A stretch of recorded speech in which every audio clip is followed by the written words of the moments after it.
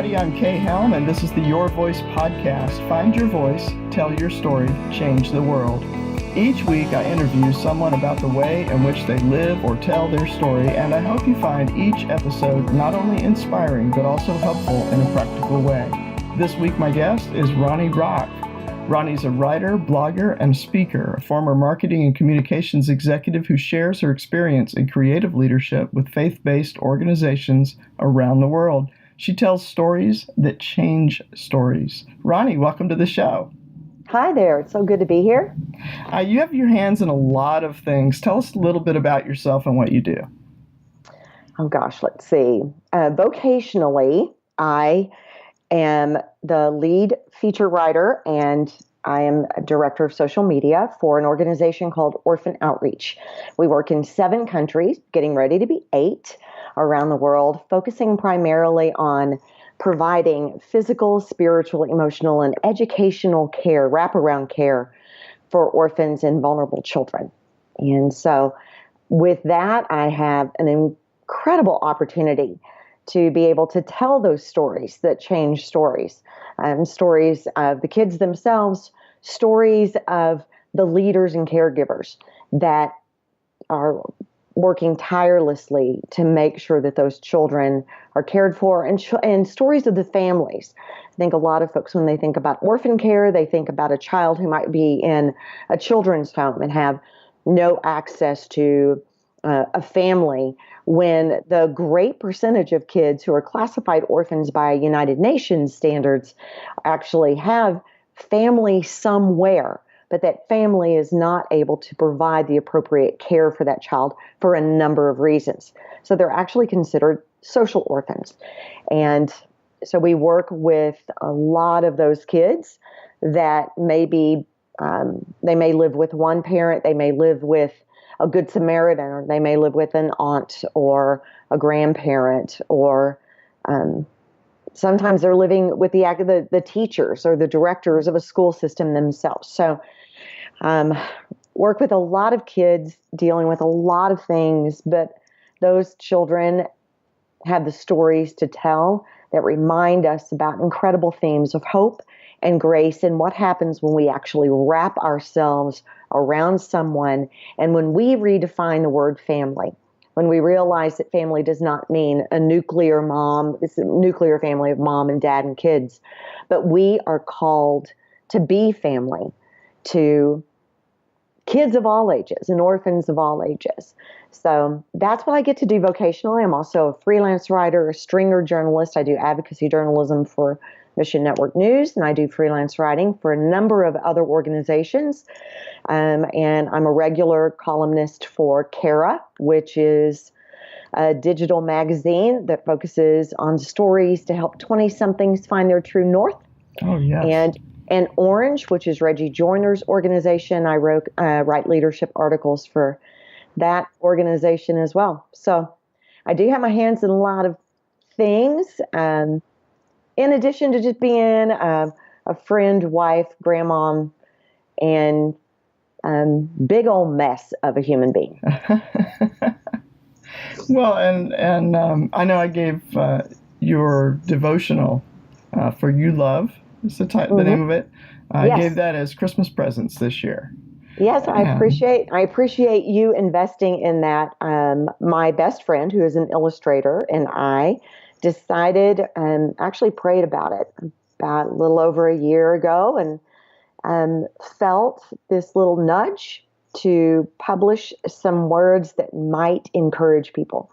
So earlier this year, we published For You Love, which is the prayer journal that invites you to respond. Mm-hmm. And then this Advent season, we wrote For You Love, the Advent Collection, which is a series of 5 themes focusing on the importance of expectation and what that means. So those 2 books are both available on Amazon or available on my website, and the proceeds from those books help to support individuals who want to serve orphans and vulnerable kids well. We already have funded a full scholarship for a woman out of Grand Rapids, Michigan, who is the founder of Grace's Table, which cares for teen moms, and she's going to Guatemala in February to work with other women in Guatemala who have similar ministries in caring for girls who had been rescued from sexual exploitation, trafficking, abuse, and neglect. I love that you're connecting caregivers. It's When Grace, when she comes and talks to the other caregivers, and they can share ideas and share the burden, because really when you're in work like that, I don't think, there's a small circle of people that understand where you're at and what you deal with. it's very easy to feel alone. It is when you are in the midst of ministry work. I think a lot of us feel alone, and then sometimes we, possibly not intentionally, but it's easy for us to isolate, thinking that very few people may understand our struggles, or very few people may want to be bothered by our struggles. Or that if we actually tell somebody that we are struggling, that we might lose credibility, or we might lose their confidence in us as a minister. Right. So some of the pain that we have is self-inflicted. This is So true. I'm thankful that Lisa, who's the founder, said, I want to meet other women. I need to talk to other leaders. And then we have women in Guatemala that said, I can't wait to talk to someone who knows and understands what I'm going through. Yes, yes. So those stories are going to be coming in February. I can't wait to share those with people of what transpires when these women get together. Wonderful. You are a prolific writer. And so I want to ask you, has writing always been easy for you, or have you ever struggled with it? I adore writing because and it's not the writing itself. It's very interesting when folks say, Ronnie is a writer. And I go, oh, no, wait, because I can't write about just anything. And I've learned that because there are certain things that just drain me to write. And then there are things that give me energy. Yeah. I have learned that one of the creative expressions I have, I love story and I love the power of story. So one of the creative expressions of that is writing.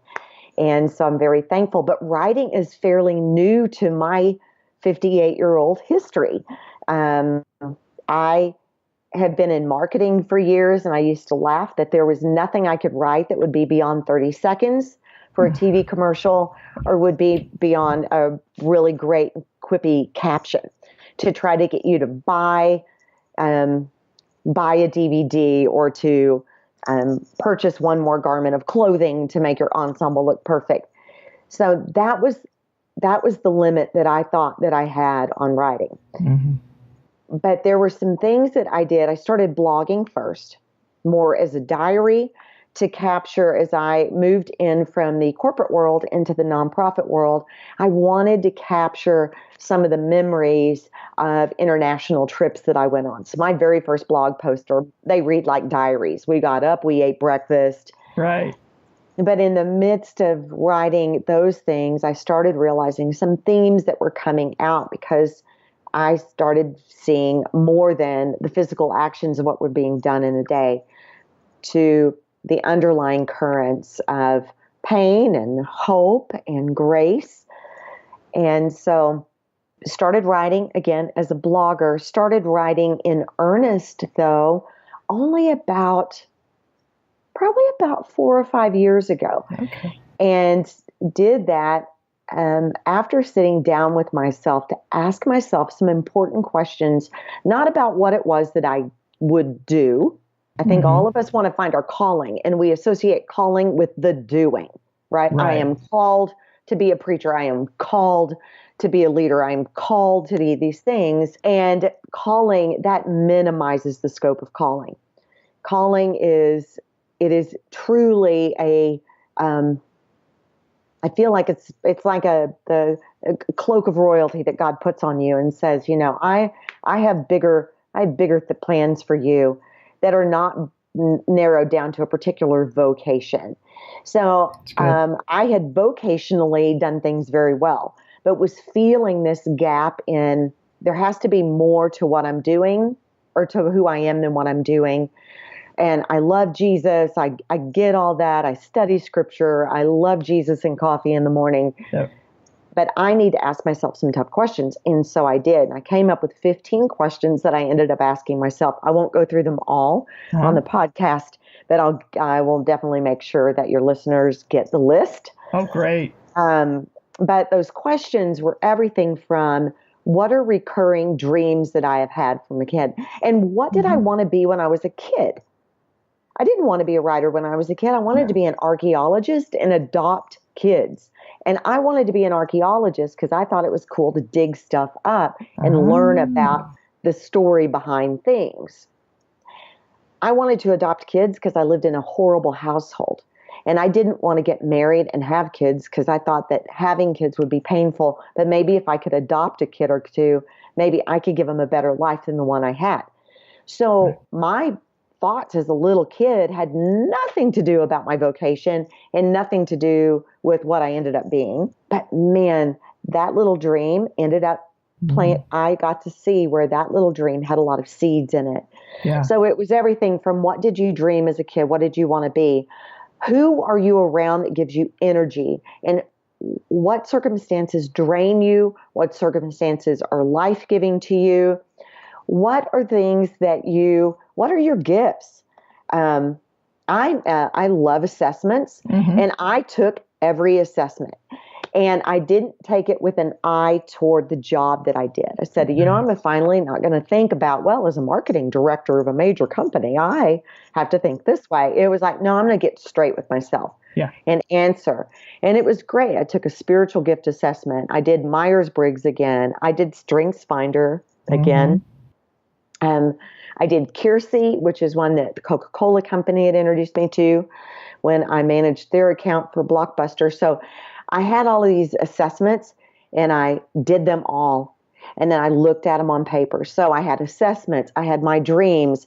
I had the things I wanted to be as a kid, the people I loved to be around, the big goals that if I could change the world, I would, in those questions. So I answered all those things. And in doing that, realized that I'm not just a storyteller.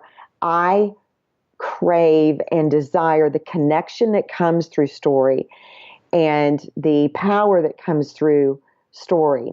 And however that played out, that was why when I was a marketer, it was easy for me to write copy because I was connecting you to an experience to get you to mold and move and shape your mind. It was why I wasn't great in sales, but I was great in marketing because sales says, I got to ask you for, here, just give me your money. And I was like, I can't just give you, why? But it was great because I went, oh my gosh, this thing that I am and this thing that drives me and it moves and shifts. My vocation may change 10 times, but these things that drive me, this purpose that I am, this calling that I have from God will not shift. Right. And he'll use it effectively. Whether I'm working for an accounting firm or I'm working for a nonprofit or I'm at home with my grandkids, those tools, those gifts, those things that he has given me, I'm going to use. They're going to be there. So I did that. And it was in doing that I really, truly set myself free, for lack of a better term, to really pursue this calling. And so that's why I'm writing. I didn't freelance before then. I never wrote a leadership article until then. None of those things happened until I sat down and asked myself some hard questions about, well, who in the world are you? And so, again, I'll share all the questions with folks so they can take the little assessment themselves. Yes, that'll be a great resource. We will link to that in the show notes. Yeah. And so since that time, the skill set of writing has increased. My voice, if you will, has gotten stronger. And I'm still living life though, right? Right. And in the midst of all that, I have taken some risks. I've tried to push into some other areas. I've tried to say, well, if I'm a storyteller, I can tell a story about anything. Only to find out that no, there are themes that resonate with me. There are audiences that I can speak to. But like I said, I've pushed, I've stumbled, I've done some things that have been wonderful. I've made some real stumbling mistakes. And I am walking through right now just because I think we all do. Even when we think we've got it all figured out, we have seasons where our confidence is shaken, discouragement comes, things become mundane, which is one of the biggest issues that any of us have in when we're looking at purpose and calling, is that things become mundane. We're like, I feel like I keep doing the same thing over and over again. I feel like this year doesn't look that much different than last year. I've not done anything significant with this incredible gift and talent that God has given me. And so I've walked through that. I am writing a book that at first I thought it was going to be a storybook about some women that I had met around the world, women that are unlikely heroes, if you will. They're not women that are going to be a big platform women. They might be, they should be, but most of them I didn't read about in a periodical or I didn't see on a stage. I met them in a hut, but I have witnessed their incredible, dauntless courage in restoring community and restoring lives around them. So I thought it was going to be this great book about all these women. And I had this great marketing idea. It's like, oh my gosh, I'll write this book about these women, and then I'll be able to generate revenue from that. And then I'm going to build a school in Jamaica. That's what I'm going to do because I'm a marketer and I know how to do that. So I'm going to use my voice and my marketing skills, and I'm going to do that. And in the midst of my big plan, I realized that the women were changing me and changing my thoughts about leadership and changing a lot of the first world thoughts that I had about what defined success and what a woman had to do in order to be heard and things. And so the book has changed in scope, so it's taking longer to write now. But the book is about grace-filled leadership and the power of probably the most gritty, earthy hope that I have ever seen. I was telling someone that hope reminds me of the water that comes out of a garden hose when you've been outside on a hot summer day. And while it would be so much prettier for that hope to be in a glass with some ice and be very pristine, and you would know exactly where the hope came from and all of that stuff, nothing is more refreshing on a hot summer day when you've been really working than to grab the garden hose, turn that thing on, and drink that water straight out of the hose. Because it's like I said, it's not pristine hope, but it is meeting the need right where the pain is. And so that's what these women have shown me, and the principles that they've taught, I want to share with other women. And I've also gotten encouragement from a lot of men that say, I want to read because I don't think that maybe men have done a great job in encouraging women to be fully women as they're leading, especially in first world culture. We work really hard to try to make women very gender neutral in their leadership. But I don't think that's what God wants. And the women that I've met around the world, they don't buy it, and they're doing great things. That's what I'm working on, but it's hard and it's taken too long. And I have made promises that I have broken time and time again. So I've felt like I've lost my own credibility, and I feel like there are times that I look at the words on the page and I go, I have nothing else to say. And I am I feel like I'm a liar that I'm trying to tell people about leadership and hope when I can't even lead myself right now. And I think we all get there as well. And so I am learning through that of even some important things that we need to do in those times of struggle. We in the creative world. And when I talk about us as creative, and we are all, there was a pastor years and years ago that made this statement, and it drove me crazy, but dadgummit, it's true, that we are creative creations created by a creative creator. No matter if our creativity is found in a spreadsheet, or our creativity is found in a pulpit, or our creativity is found in a boardroom, or it's found through words or through imagery or through code, whatever. We are creative. We really are creative people. And it's very easy for us to feel that we have in some way either bastardized that creativity at some point, or we have killed that creativity, right? I've used it in the wrong way. I've stretched it too far. I have used it all up. I have nothing left. I have no creativity left. And so we isolate ourselves and say that we have failed in some way.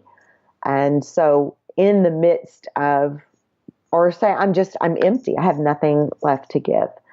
And those are dangerous places for us to be. Sometimes the last thing we want to do at that point is to reach out for help. I think the enemy is really great at trying to tell us that asking for help is a symbol of weakness when it is actually the symbol of the most help. Jesus asked for help, right? He grabbed some fishermen. He grabbed a tax collector. He grabbed these guys and said, hey, I need you to tell my story. I'm not going to, I could do it on my own, but I'm not that dumb. I need you to help me. And so he loved it when Mary and Martha cooked a good meal.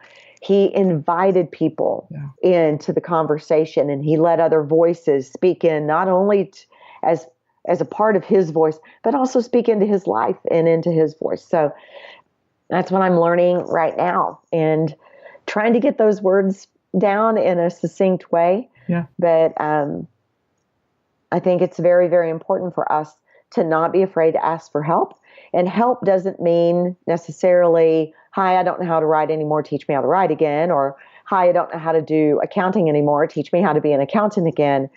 But it is oftentimes, it's sitting down with other people and saying, will you remind me of who I am? Will you be so kind as to tell me what you see in me? What themes you see? What do you think I do well?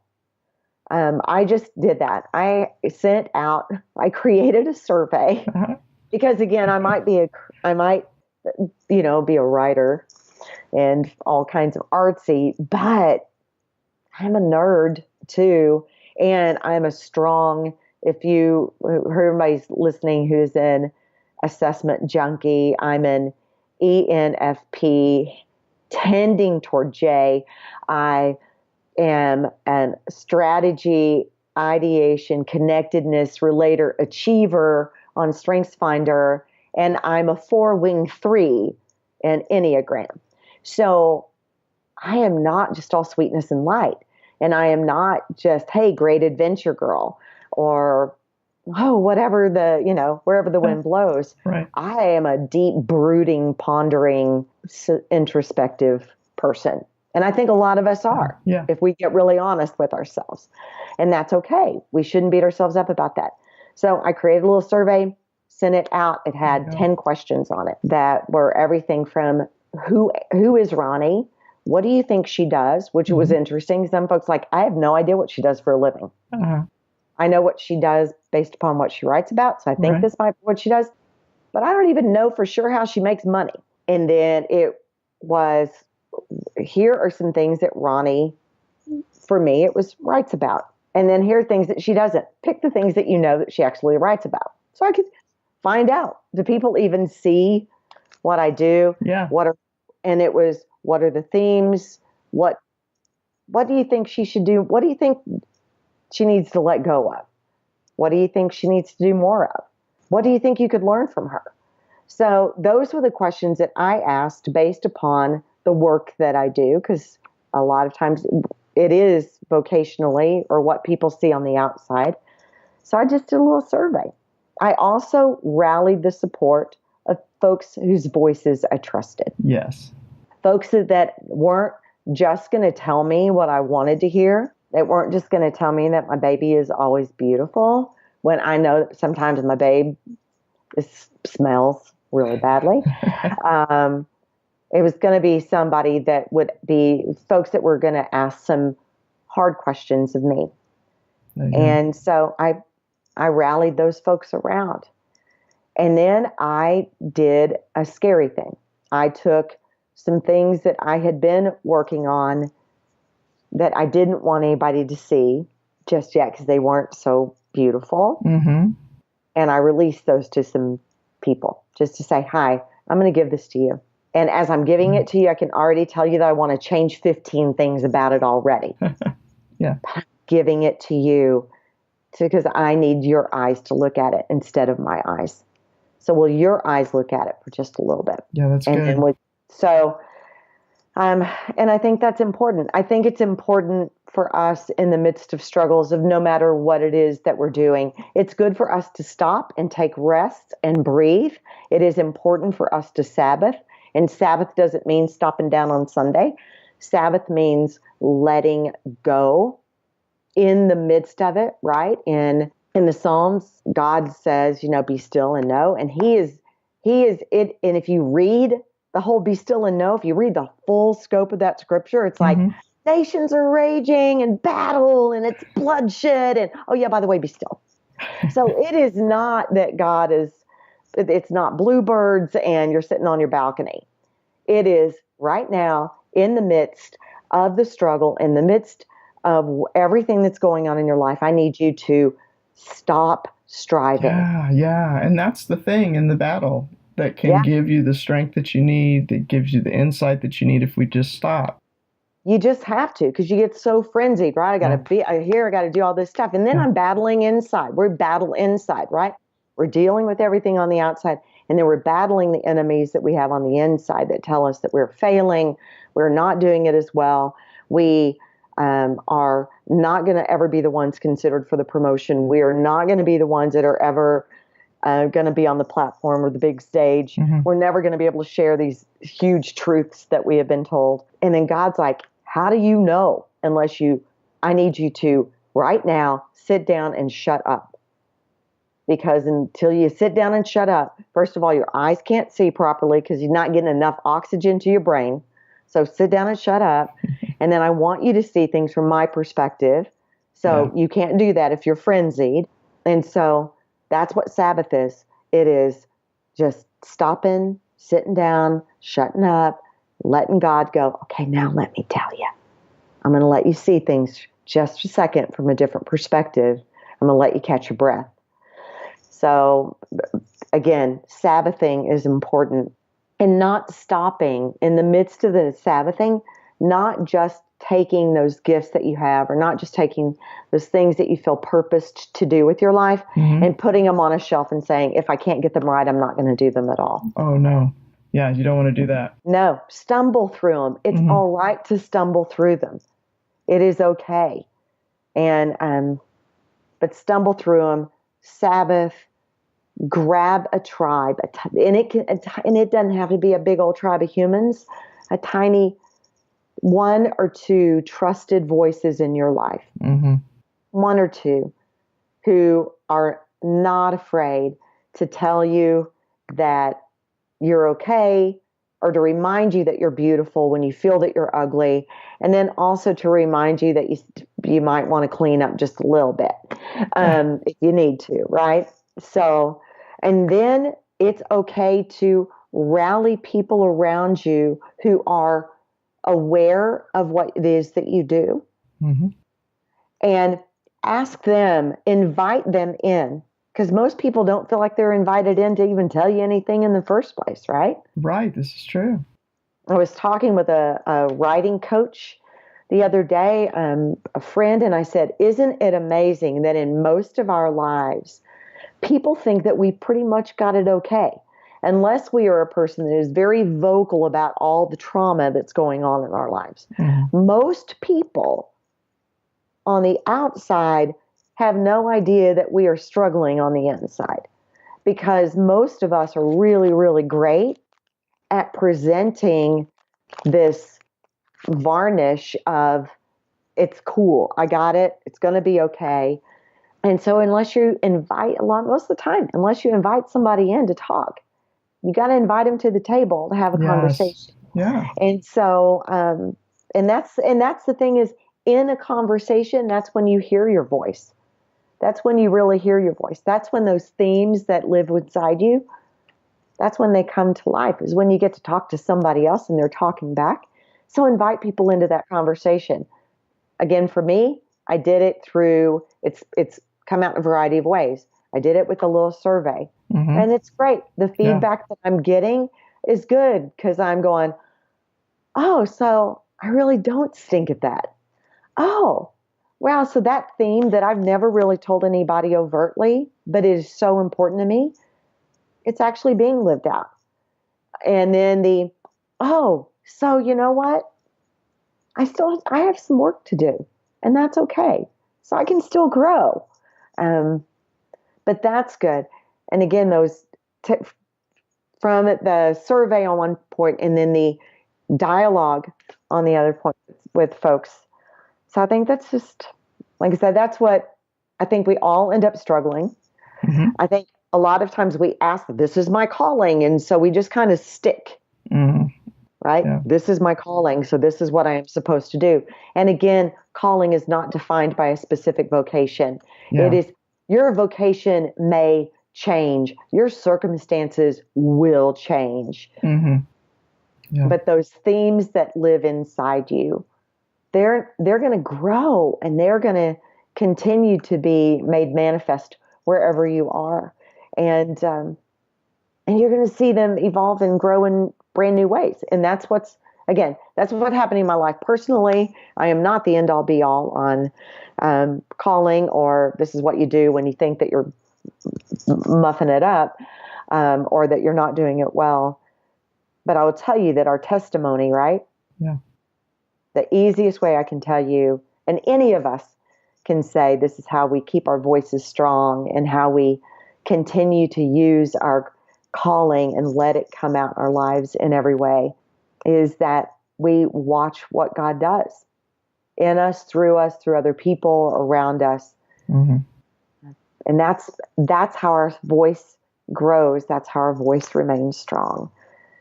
For me, that as a writer, for UK, I know you are a missionary and you're a strategist. Yeah. And strategy's a big one for me. It's a huge one for you. And I appreciate that and admire it, because we need people. And that's your voice. Your voice is, no, I'm going to look here globally and we're going to break these issues down and we're going to find the appropriate solution for them. And I love that, because sitting with you, then I get to, with my voice as a writer, or somebody who takes that and moves it into story, it's like, I'll take Kay's strategy and then I will paint the canvas to let somebody else who maybe their gift is the importance of wrapping around and bringing that strategy to life.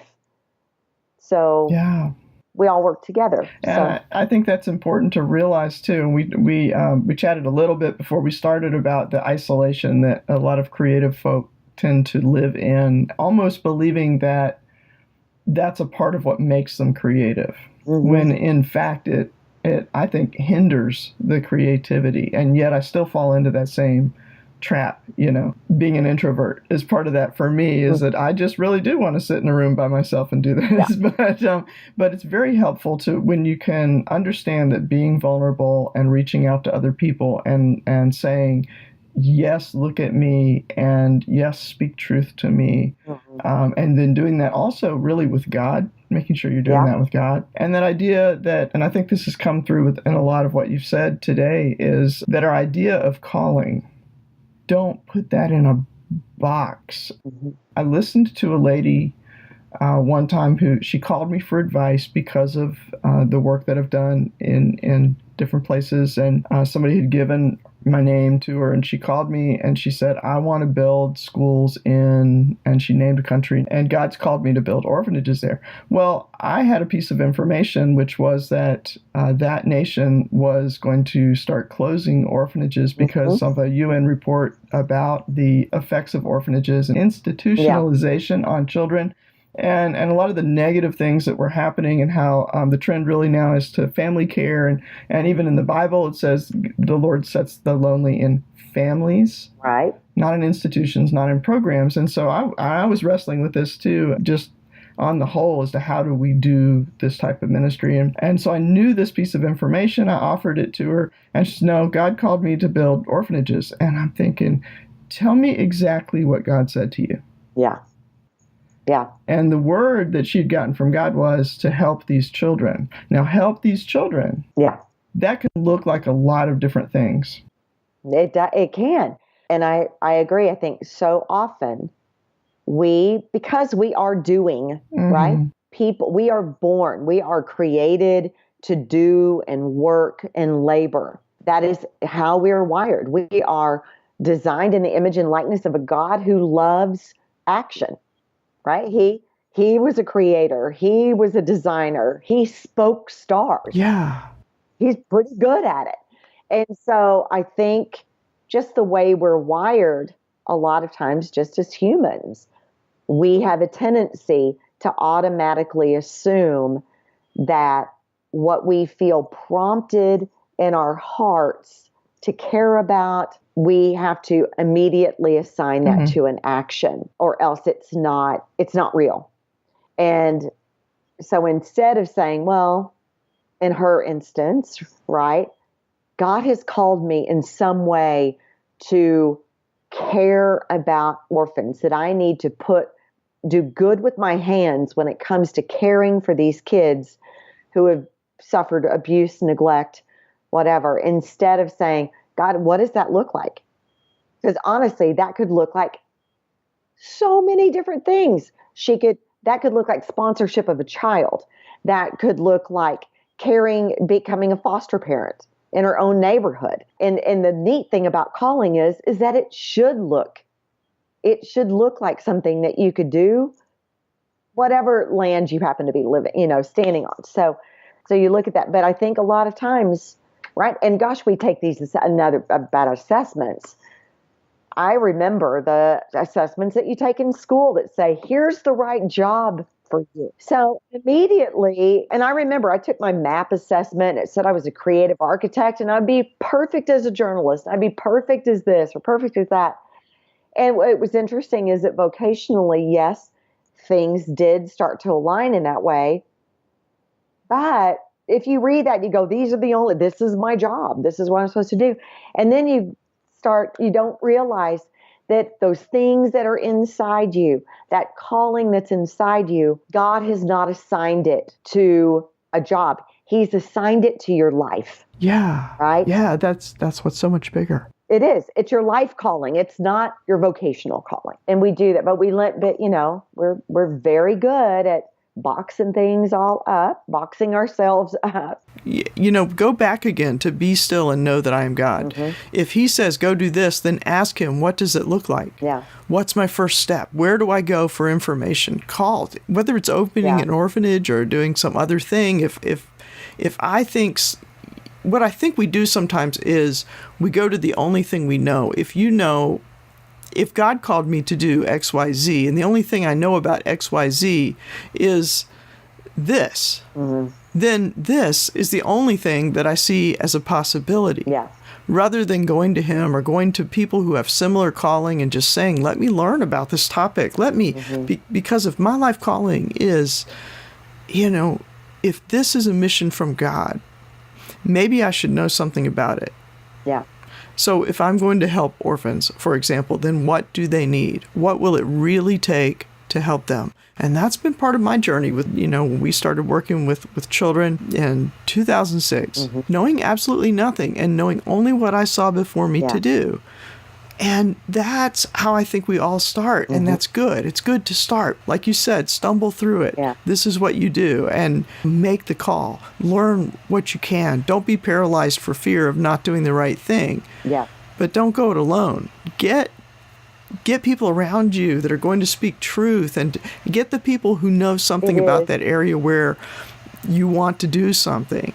Especially if you're starting from nothing, and find out and listen to those voices like you're talking about, these voices that have spoken in to your book that you're working on now, right? Yeah. You've had a plan, but you've allowed what you've heard and what you've encountered in that process. Yeah. You already had this plan for the book, but you encountered things that have now caused you to change that. And so just being open to those things and being ready. And I know we could do an entire podcast on this one thing we talked about isolation, but this is the cautionary tale of isolation. Yeah. Is the fact that, if you study in it, we are hurting animals. We are. If you want to strip out and just get to science, we are humans. Love herds. We are We're tribal. We work better when we are together. But if you watch sheep, you watch antelope. I've traveled to Africa. I've been on safari. You watch what happens when a predator is trying to get a good meal. They are not going after the entire herd because they know that they'll never make it in that herd. What they do is they cut one out and they isolate that little guy, because then they know they have power. And that's what happens too, I think, when we isolate. We think that isolation means that we're pretty tough. We don't see that isolation actually can be destructive, that it sets us up for harm. Yeah. Isolation sets us up for harm. And the thing is, you can be alone and not be isolated, right? You could be an introvert and introvert away and not be isolated. Or you can be in a crowd of a million people and can be completely closed off. So that's why isolation, from a cautionary standpoint, is so important too. Again, in my own life, watching me activate really the calling that God has had on my life, seeing how that calling has been there since the beginning and how He's used it in a variety of different ways. Yeah. But then deciding that I've got to take that calling and somehow make it really look perfect and beautiful and shiny, and therefore I can't let anybody see when it's not going well, or if I need assistance, or if I need prayer or whatever. Or there are seasons I just find the calling kind of boring. It's not always great adventure. Sometimes it's just downright boring. But if I isolate, if I decide that I don't want any other humans to feel my pain or my ennui or whatever it is, that I don't want anybody else to be bothered by these things or inconvenienced by these things, then God, I am setting myself up. I just have a huge target on my back at that point. Like, get me, I'm weak. I've actually made myself weak, not strong. So God says He uses the weak to confound the strong. So there you go, right?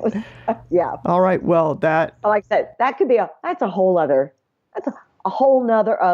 Is that an agreement to come back another time? We'll do another episode? I'd love to. Awesome. Happy. Yeah. Maybe it'll be when the book is actually great. When it's actually launched, or I'll come back and say, guess what? It's been picked up by a publisher. That'd be awesome. Or forget it. I'm self-publishing it, and you can meet all the women. Come with me on a mission trip, and you can meet all the women. So there you go. Lots of exciting things. So we're going to connect, folks. Don't forget to look in the show notes and catch all the good links and connect with Ronne. Ronne, I want to thank you for your time today and for coming on the Your Voice podcast and for dropping those bits of wisdom. And I think you've really given. You've given to all of us. I know you gave me something I can take and run with. I appreciate that. I thank you for doing this for folks, including me. We all need to be reminded that our voice matters, and that we are truly all in this together, and that we thrive when we stay together. Awesome. So until next week, I'm Kay Helm. This is the Your Voice podcast. Find your voice, tell your story, change the world.